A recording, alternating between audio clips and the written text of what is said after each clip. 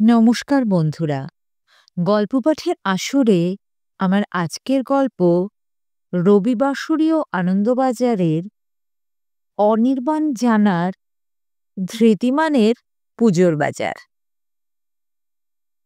ছোটবেলার সেই ভয়ঙ্কর দুঃস্বপ্নটাই সত্যি হতে চলেছে বোধহয়। লোকজন জুতো ছুঁড়ছে, মাথার উপর দিয়ে পাশ দিয়ে সাঁই সাঁই করে উড়ে যাচ্ছে বিভিন্ন ধরনের জুতো, ছেলেদের, মেয়েদের, হিল ছাড়া, পেন্সিল হিল, ফ্যান্সি, বুড়োটে, সব ধরনের জুতো। আতঙ্কে শ্রেয়ার হাত চেপে ধরে দ্রুত বেগে নিরাপদ জায়গায় সরে যাওয়ার চেষ্টা করে ধৃতিমান। দুবার হোঁচটও খায়। আর মুশকিলের কথা হলো, আশেপাশে নিরাপদ কোনো জায়গা চোখেও পড়ে না ওর। প্রথমে ছোটবেলাকার দুঃস্বপ্নটার গল্প শুনিয়ে রাখি। ধৃতিমান মোলাস্কা পর্বের মানুষ এবং ম্যান্টাল যুক্ত। ঝিনুক কিংবা শামুকের মতো খোলের মধ্যে থাকতে ভালোবাসে। পরীক্ষায় চিরকাল রিটেনে ৯০-তে ৯০ পেলেও ওরালে ১০-এ ০ পেয়েছে। ছোটবেলা থেকেই এই ধারাবাহিকতা বজায় ছিল। ধৃতিমানের বাবা মা অনেকভাবে ছেলেকে স্মার্ট করার চেষ্টা করেছেন। অন্যান্য বাবা মা যখন বাচ্চাদের পড়ার জন্য তাড়া দিচ্ছেন, তখন ধৃতিমানের বাবা মা জোর করে সম্বরণ ব্যানার্জির ক্রিকেট কোচিংয়ে ছেলেকে ভর্তি করাচ্ছেন। বাকি ছেলেরা যখন স্কুল পালিয়ে সিনেমা বা ক্রিকেট মাঠে, ধৃতিমান তখন ক্রিকেট মাঠ থেকে লুকিয়ে ফিরে পড়ার ঘরে ঘাপটি মেরে বসে আছে। খুব ছোটবেলায় পাড়ার আবৃত্তি প্রতিযোগিতায় জোর করেই ছেলের নাম দিয়েছিলেন মা। রবীন্দ্রনাথের খুব ছোট একটা কবিতা, বর এসেছে বীরের ছাদে।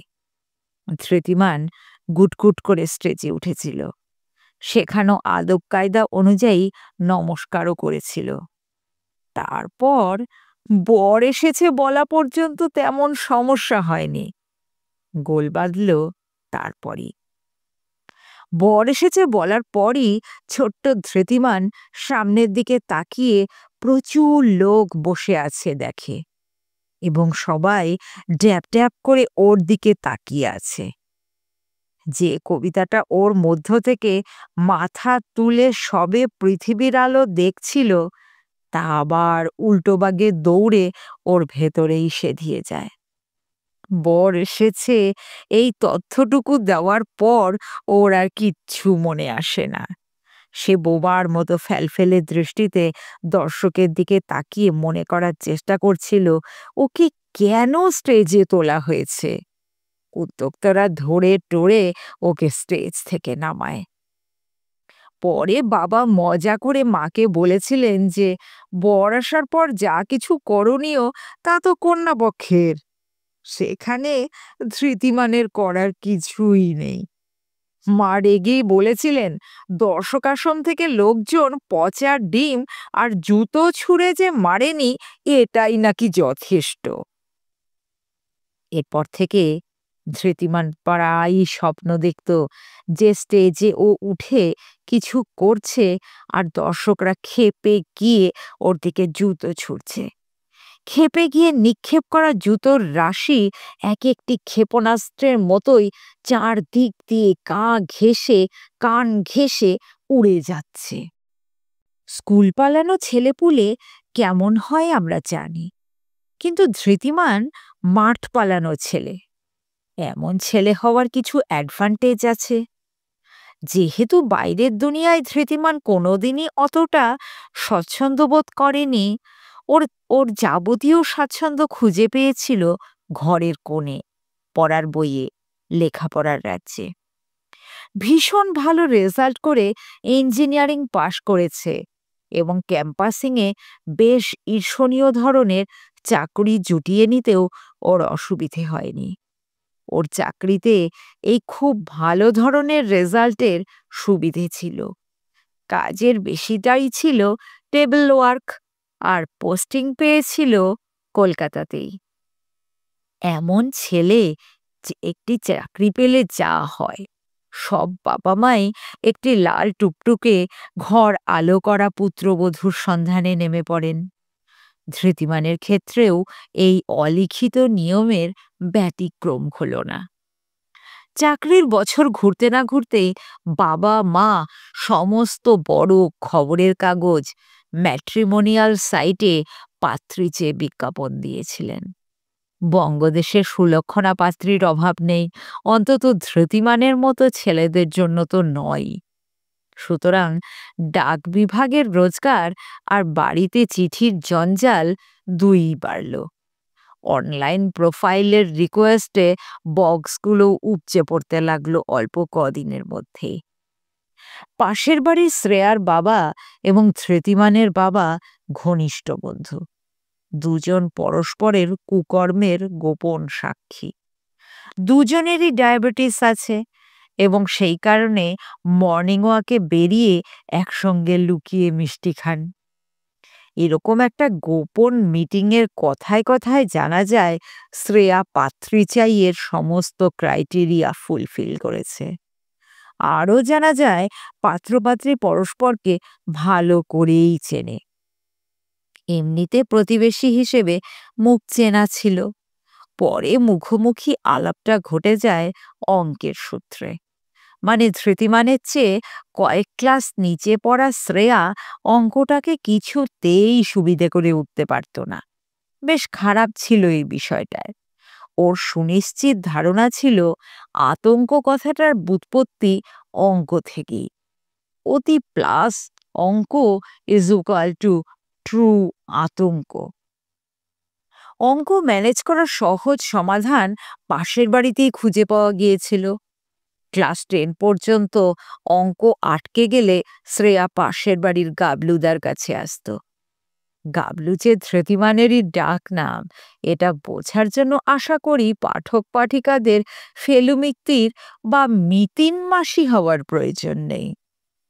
আবার যতই লাজুক বা মুখচেরা হোক না কেন, ঝিমলিকে অঙ্ক বোঝাতে খুব একটা খারাপ লাগতো না ধৃতিমানের। ঝিমলিকে সবাই বুঝতে পারছেন নিশ্চয়ই। ফলে এই অঙ্কের সূত্রে 2 এ 2 4 মিলিয়ে দিতে, মানে 4 হাত 1 করে দেওয়ার সিদ্ধান্ত নিতে বাবা মায়েদের মোটেই দেরি হলো না। বিয়ের পর অবশ্য গাবলু আর ঝিমলি পরস্পরকে ধৃতি এবং শ্রেয়া বলে সম্বোধন করে। যারা এতক্ষণ পড়ে এলেন তারা নিশ্চয়ই আন্দাজ করতে পারছেন যে ধৃতিমানের প্রাক বিবাহ পূজার বাজার কিরকম হতো। ভিড়ভাট্টা লোক সমাগম এড়িয়ে চলা ধৃতিমানকে তার বাবা মা যে রকম জামাকাপড় কিনে দিতেন, ধৃতিমান তাই পরত। খুব ইচ্ছে হলে বা নিজের কোনো পছন্দ থাকলে অনলাইনে আনিয়ে নিত। এমনকি শুনলে অবাক হবেন, বিয়ের কেনাকাটাও কিন্তু নিজের পছন্দে করেনি ধৃতিমান। বিয়ের হইচই নিয়ে আজন্ম লালিত একটা ভয় ছিল ধৃতিমানের। তবে পাড়াতেই শ্বশুরবাড়ি, নিমন্ত্রিতরা মোটামুটি সবাই চেনা। বরের ঘরের মাসি আর কনের ঘরের পিসি ধরনের কমন পাড়া প্রতিবেশী, আর আত্মীয় স্বজনরাও মোটামুটি খুব অচেনা নন বলে অনেকটা ম্যানেজ হয়ে গিয়েছিল। অন্যপক্ষে যারা কনে যাত্রী হয়ে ধৃতিমানদের বাড়িতে এসেছিল, তারা আবার বরযাত্রী হয়ে শ্রেয়াদের বাড়ি দাপিয়ে এসেছে। সুতরাং বিয়েতে ধৃতিমানের খুব বেশি বিড়ম্বনায় পড়তে হয়নি। মোটামুটি হাসি মুখী ম্যানেজ করে দিয়েছে।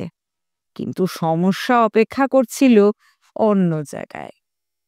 বিয়ের 3 মাসের মাথায় দুর্গাপুজো। ডারউইনের বিবর্তন তত্ত্ব অনুযায়ী বিয়ের 6 মাসের মধ্যে স্বামী জন্মগত এবং নিজস্ব অভ্যেসে আয়ত্ত মার্কেটিং পদ্ধতি ভুলে স্ত্রীর ইচ্ছে মতো কেনাকাটা করতে শুরু করে দেয়। বিয়ের আগে থেকে যদি এটা চালু থাকতো তবে না হয় একটা ব্যাপার ছিল, তবে 6 মাসের জায়গায় মাত্র 3 মাস। এরও ব্যতিক্রম আছে, তবে তাতে কিছু এসে যায় না। ব্যতিক্রম নিয়মকেই প্রমাণ করে, কিন্তু ধৃতিমান ব্যতিক্রম নয়। বাঙালি মেয়েদের পুজোর মার্কেটিং যে কি মারাত্মক জিনিস তা বিবাহিত বাঙালি পুরুষ ছাড়া পৃথিবীর আর কেউ বুঝবে না। শ্রেয়ার প্রথম লিস্ট ছিল কাদের জন্য জিনিস কিনতে হবে, দ্বিতীয় লিস্ট কোথা থেকে কিনতে হবে। এই কোথা থেকে কিনতে হবের মধ্যে আবার ছোট ছোট করে ৩-৪টে দোকান এবং জায়গার নাম। মানে লিস্টের ফার্স্ট চয়েসের দোকান থেকে জিনিস পছন্দ না হলে গলি ঘুচি করে লেখা দোকানগুলো ঢু মারতে হবে। লিস্ট দেখে ঘরের মধ্যে ২৪ ডিগ্রি এসি চলা সত্ত্বেও ধৃতিমানের কপালে বিন্দু বিন্দু ঘামের সঞ্চার হয়েছিল। শ্রেয়া বুঝতেই পারেনি যে কোর ব্যাংকে নাসা স্পেসশিপে করে চাঁদে যাওয়ার কথা বলেছে। ধৃতিমান যে গ্যাঙর গ্যাং আওয়াজ করে দু একবার প্রতিবাদ করেনি তা নয়, কিন্তু বিবর্তনের পরে ধৃতিমানের গলার আওয়াজে সেরকম জোর ছিল না। অঙ্কের মাস্টারির দিন তো কবেই পিছনে চলে গেছে। বিবাহ পরবর্তী দাম্পত্যে মাস্টার থুরি মাস্টারনি যে একজনই, সে কথা তো আর নতুন করে বলার অপেক্ষা রাখে না, অভিজ্ঞ মানুষ মাত্রই তা জানেন। ফলে এক মায়াবী রাতে খুব ঘন হয়ে এসে শ্রেয়া মুখের কাছে মুখ এনে জিজ্ঞেস করে, ওপর না নিচ থেকে শুরু করবে বলো তো? শার্শির ওপার থেকে আসা চাঁদের আলো লজ্জায় মাখামাখি হয়ে ওদের পাশে এসে খুব নরম করে উঁকি মারে। সেই চাঁদের আলোয় ধৃতি মুগ্ধ হয়ে শ্রেয়ার মুখ দেখে। পাতলা ঠোঁটের ওপর হালকা ঘামের বিন্দু অন্ধকারে হীরের মতো জ্বলজ্বল করে। প্রিয়ার কি রূপ সেই জানে যে কখনো ভালোবাসে। ধৃতিমানের কানের লতি লাল হয়ে যায়। শ্রেয়া কখনো এত প্রগল্ভ হয়নি তো। ঢোক গিলে অস্ফুটে খসখসে গলায় ধৃতিমান বলে, তুমি যা বলবে। শ্রেয়া লাফিয়ে উঠে বলে, হাতে হাত ঘষে বলে, তাহলে জুতো থেকে শুরু করা যাক। জানালা দিয়ে গলে আসা মায়াবী জ্যোৎস্না চমকে উঠে ধরফর করে উঠে বসে চাঁদের দিকে দৌড় মারে। ধৃতিমানের হাঁটা এত বড় হয়ে যায় যে আরেকটু হলে নিচের চোয়ালটা ওপরের অংশের সঙ্গে জোড়া লাগাতে ডাক্তার ডাকতে হতো। শ্রেয়ার ঠোঁটের ওপরে জমে থাকা কয়েক লক্ষ টাকার ঘামটা হঠাৎই ঝুটো পাথর হয়ে যায়। ধৃতিমান বুঝতে পেরে যায় ওপর কিংবা নিচের অনুষঙ্গ পুরোটাই পুজোর জুতো জামা কেনার ভিত্তিক, আর কিচ্ছু নয়। শ্রেয়ার ইচ্ছে নিচ থেকে, মানে পাদুকা থেকে শুরু করার, সেটাই ও বলেছে। হগ মার্কেটের কাছে নামকরা জুতোর দোকান। ফুটপাতে ফুটপাতে গিজগিজ করছে ভিড়। শুরু হলো নিচ থেকে পুজোর মার্কেটিং। দোকানেও ভিড়ে তুলকালাম, পুরো যেন অফিস টাইমের বনগালুকাল। মনে হচ্ছে সবাই যেন এই পুজোয় শুধু নতুন জুতো পরবে বলেই ঠিক করেছে। তার উপর রোববার বলে ভিড়টা বেশি। কোনো রকমে ঠেলে ঠুলে দোকানে ঢুকে ওপরে উঠে পড়া গেল। গল্পের শুরুটা এখান থেকেই শুরু হয়েছিল। গল্পে ২-৪ জন নিষ্পৃহ মুখের চরিত্র হাজির। জুতোর দোকানের দোতলাতেও জনসমুদ্র। মাথা নিচু করে পায়ের দিকে তাকানো সেই জনগণের মাঝখানে ২-৪ জন মাথা উঁচু করে দাঁড়িয়ে আছে। একজন বাঘাটে গলায় চেঁচিয়ে বলল, ২১,২৭১, ৭ নম্বর। অন্যদিকে একজন সপাটে তার দিকে এক বাক্স জুতো ছুড়ে দিল। কেউ আবার হাঁড়ি চাচাকে লজ্জা দেওয়া গলায় বলে ওঠে, ১৫,৮০৮, ৫ নম্বর। ওপরে সিলিংয়ে একটা চৌকো খুপড়ি থেকে ঝড়াং করে নেমে আসে ফের একটা বাক্স। মেঘনাথকে যদিও দেখা যায় না। সব দেখে শুনে খুব দিশেহারা লাগে ধৃতিমানের। ভয়ে শ্রেয়ার হাত ধরে কাউন্টারের কাছে চলে আসে ও।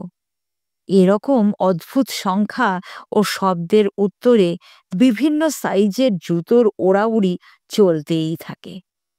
এবার কাহানি মে টুইস্ট। ধৃতিমানের হাতে ধরা শ্রেয়ার দিকে তাকিয়ে দেখে একটা বেশ মোটাসোটা বাচ্চা ওর দিকে সপ্রশ্ন দৃষ্টিতে তাকিয়ে রয়েছে। দেবদেবীরা যখন তখন রূপ পরিবর্তন করতে পারে, কিন্তু শ্রেয়া কি করে বাচ্চা ছেলেতে রূপান্তরিত হয়? ঝট করে ছেলেটার হাত ছেড়ে দিয়ে প্রশ্ন করে, তুই আবার কে রে? ছেলেটা একটু ফুপিয়ে নিয়ে বলে, তুমি তো আমার হাত ধরে টেনে নিয়ে চলে এলে।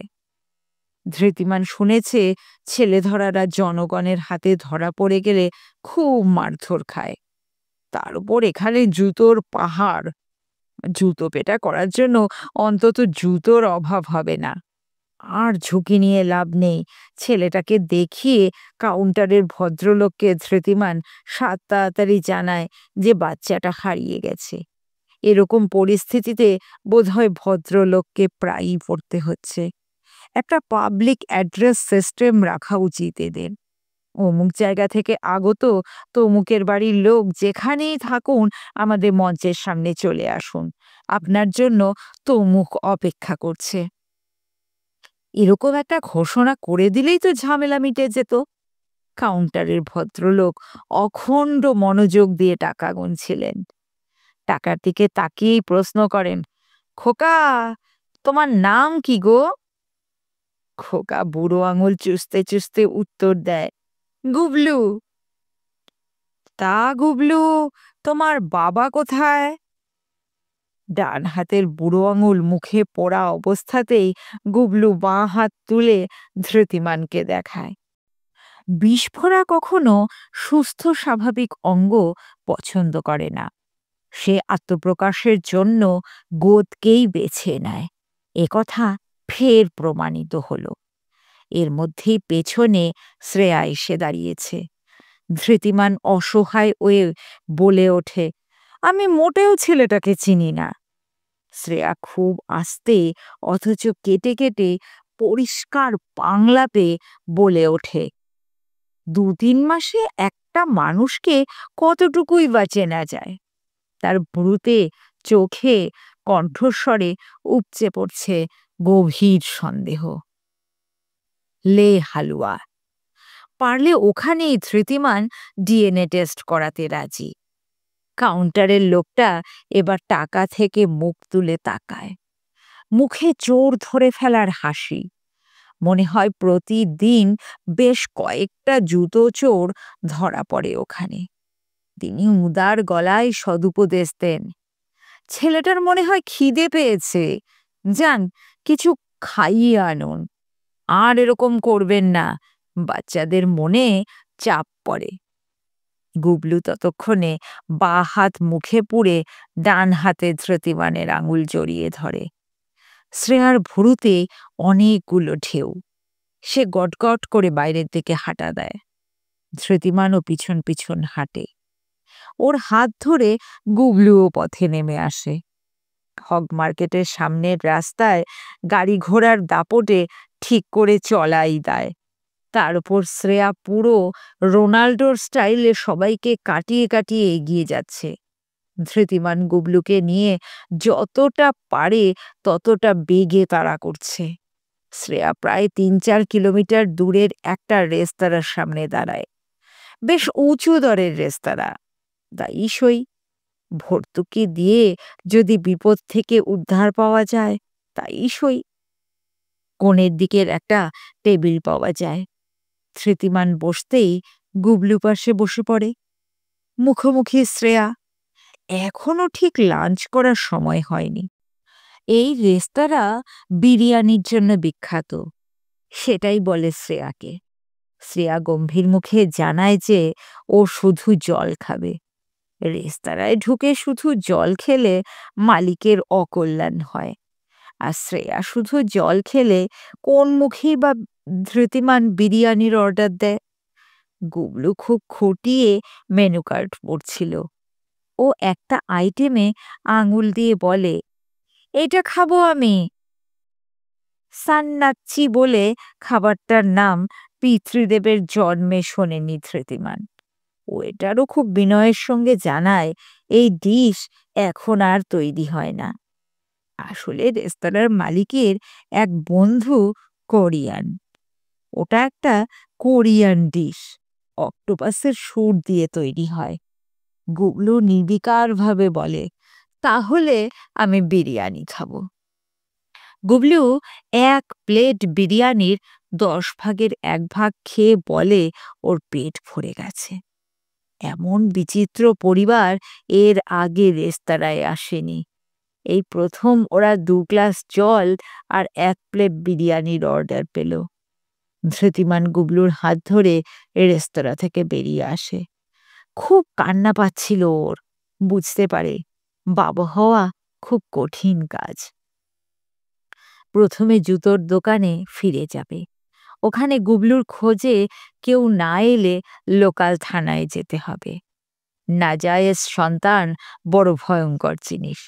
হয়তো নাকের বদলে নরুনের মতো। শ্রেয়ার বদলে গুবলুকে নিয়ে বাকি জীবনটা কাটাতে হবে। তবে ভরসার কথা হলো শ্রেয়া তখনও পিছু পিছু আসছিল। দোকানে ঢুকে শটান দোতলায় উঠে যায় ওরা। দোকানের বিচিত্র আওয়াজ ছাপিয়ে চিৎকার শোনা যায়, এসেছে এসেছে। যে কাউন্টারে গুবলুকে পাওয়া গিয়েছিল সেখানে 2 জন স্বামী স্ত্রী দাঁড়িয়ে আছে, সঙ্গে একটা গুবলুরি সাইজের মেয়ে। গুবলুকে পেয়ে তারা আহ্লাদে আটখানা। ওরা গুবলুর বাবা মা। একতলায় ওকে হারিয়ে ফেলেছিল। গুবলু নির্বিকার মুখে আঙুল চুষতে চুষতে ওর বাবাকে বলে, এই আঙ্কেলটা খুব ভালো, আমায় বিরিয়ানি খাইয়েছে। শ্রেয়ার মুখেও স্বস্তির হাসি। কখন যেন ধৃতিমানের হাতটা কনুইয়ের কাছে জড়িয়ে ধরেছে। গুবলুর বাবা খুশিতে ধৃতিমানকে জড়িয়ে ধরে বলে, নিন দাদা, এবার আপনার মেয়েকে ফিরিয়ে নিন। ধৃতিমান প্রায় লাফিয়ে ওঠে, না না, ও আমার মেয়ে নয়। গুবলু সাইজের মেয়েটা নাকে আঙুল পুড়ে ধৃতিমানকে জরিপ করছিল। গুবলুর বাবা ঘাবড়ে গিয়ে মেয়েটাকে জিজ্ঞেস করে, সে কি রে, তোর বাবা কোথায়? আমি তো ভাবছিলাম গুবলুর সঙ্গে তুই বদলা বদলি হয়ে গেছিস। মেয়েটা অন্য হাত তুলে ধৃতিমানকে দেখায়। বিধ্বস্ত ধৃতিমানকে আড়াল করে এবার মরিয়া শ্রেয়া এগিয়ে আসে, আমরা কারও বাবা মা নই। তারপর ধৃতিমানকে টানতে টানতে বাইরে নিয়ে আসে। গজগজ করতে করতে বলে, এবার থেকে অনলাইনে পুজোর বাজার করব। কথাটা শুনে বুকের গভীর থেকে একটা স্বস্তির শ্বাস উঠে আসে ধৃতিমানের। তবে তা বাতাসে মিশে যায় শ্রেয়াকে লুকিয়েই।